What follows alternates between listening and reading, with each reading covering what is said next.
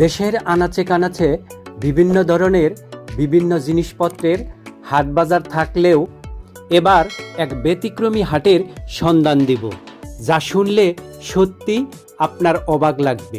আর হ্যাঁ, এই হাটটি হলো পুরাতন সাইকেল বেচাকেনার হাট, যা অনেক আগে থেকে শুরু হয়ে এখনও চলমান রয়েছে।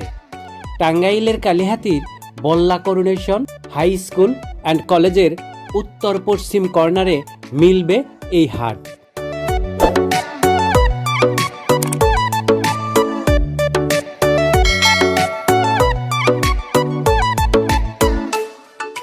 পুরাতন সাইকেল সম্পর্কে যদি বলি, তাহলে বলতে হয় সময়ের ব্যবধানে সাইকেলের কদর আগের তুলনায় কিছুটা কমে গিয়েছিল।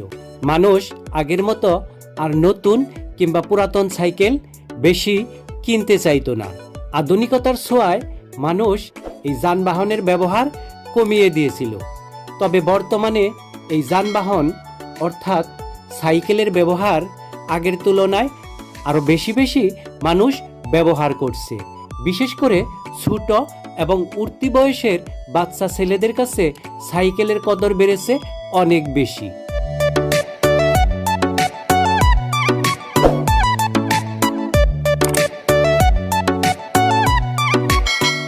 প্রতি সপ্তাহের শনিবারে বল্লার এই সাইকেল বিক্রির হাটে গড়পড়তায় কমপক্ষে 15 থেকে 20টি সাইকেল বিক্রি হয়।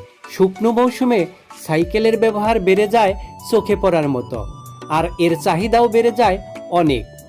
আশেপাশের কয়েকটি গ্রাম সহ বহু দূর দূরান্ত থেকে আসা সাধারণ মানুষের চাহিদা পূরণ করে চলেছে এই পুরাতন সাইকেল বিক্রির হাট।